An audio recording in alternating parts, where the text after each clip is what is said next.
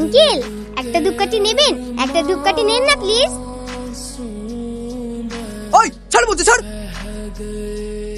ভিখারির বাচ্চা আমার লাখ টাকা দামি শার্টে নোংরা লাগিয়ে দিল। একবারে গায়ে এসে পড়েছে। এত সাহস কোথায় থেকে পাই কি জানি। কতবার বারণ করলাম, যাসনি রে মা, যাসনি। কথা শুনলে তো?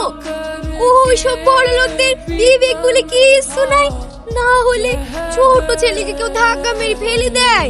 ঠিকই বলিছ, মানুষ কতটা নির্দয় হয়। আব্বু রাস্তে এখনো অনেক দেরি, আমি ধূপকাঠি বেচা টাকা থেকে ওষুধ নিয়ে আসছি।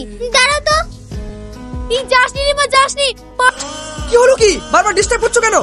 খোকা, তোর আবার শ্বাসকষ্টটা খুব বেড়েছে রে। তুই একটা ইনহেলার এনে দে না। আমি তো এখানকার দোকানপাট কিছুই চিনি না। আমার টাইম নেই, তুমি নিজে গিয়ে নিয়ে এসো না। আপনার কি হয়েছে দাদি?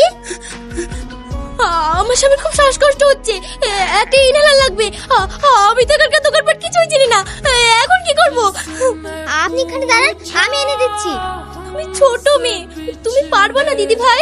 আমি আমার মায়ের জন্য তো ওষুধ আনতে যাচ্ছি, আমাকে দেন। আসছি মা, বাবুকে দেখবেন। হ্যাঁ বাপ। খেলো বাবু, হ্যাঁ কোথাও যাবা না।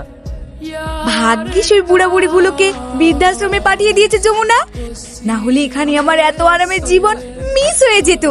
দামি দামি খাবার, এসির হাওয়া খেয়ে ফিগারটাকে এমন বানাবো না, বুড়ো থেকে ছোকরা কেউ চোখে ফেরাতে পারবে না আমার থেকে।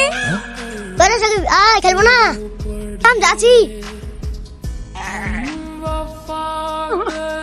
বাইর করে দিয়ে না, আর একটা মাস দেখলে হতো না বাপ? না, 3 মাস হয়ে গেল আপনাদের ছেলে একটা টাকাও পাঠায়নি।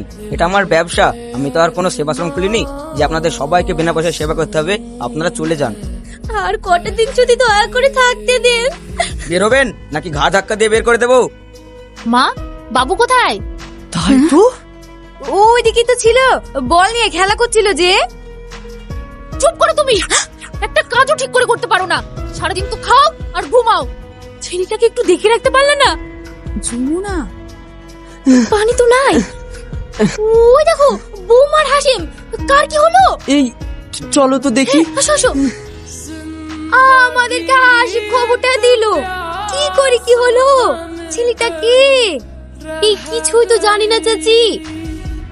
ছেলেটা কেমন আছে ডাক্তার বাবু? আমার ছেলে কেমন আছে ডাক্তার বাবু? ওকে বাঁচান প্লিজ, বাঁচান ওকে। আপনারা? তার মানে এই ছেলেটা আপনাদের?